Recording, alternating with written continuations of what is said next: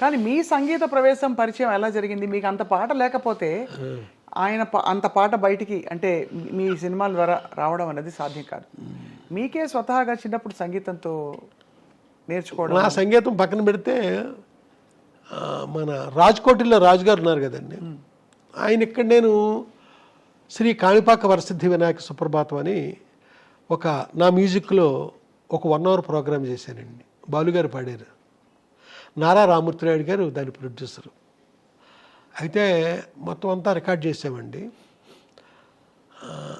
దాని కథ పక్కన పెట్టండి, అది రిలీజ్ కాకపోవడానికి వేరే కారణం ఉంది.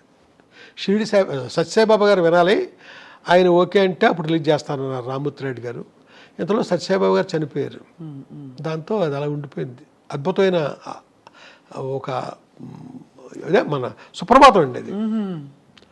అయితే దానికి కండక్టర్ వచ్చి రాజుగారు పనిచేశారు.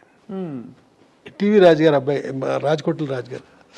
ఆయన అంటారు కదా, వంశీ గారు రాజా మీకు మట్టికి మైనర్ స్కేల్లో చేస్తాడు, మీరు అడుగుతారా తను చేస్తాడా అంటాడు. నేను ఏం చెప్పనండి, నవ్వుతూ ఊరుకుంటాను.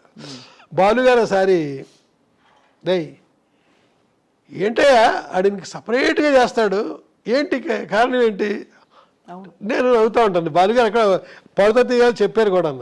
అలాగే రాజాగారు ఆయన నవ్వుతూ ఉంటాడు. ఓసారి రాజుగారు ఏంట్రా నీకు నేను సపరేట్గా నీకేదో చేస్తానన్నారంటే అందరూ అని అడుగుతాడండి. నేను ఓ రోజుని ఒక పెద్ద డైరెక్టర్ గారు, ఒక ఆయన పేరు అనవసరం, ఏమయ్యా రికార్డింగ్ జరుగుతున్న కాసేపే అతను పక్కన కూర్చోవాలంటే మాకు చాలా ఇబ్బందిగా ఉంటుంది, నువ్వు ఎప్పుడు ఇక్కడే ఉంటావేంటి, నువ్వు అతను మధ్యాహ్నం అతని క్యారేజీలోనే తింటాడు, అతనితో పాటే తింటావట, అతనితో పాటే టీ కాఫీలు తాగుతావట, ఇక్కడే ఉంటావు, నీకోసం ఏ ప్రొడ్యూసర్ వచ్చినా ఎత్తుక్కుంటే ఇక్కడికే రావాలి, ఏంటి మాకు కాసేపే కొంచెం ఇబ్బందిగా ఉండదు అతనితో అన్నారు ఆయన.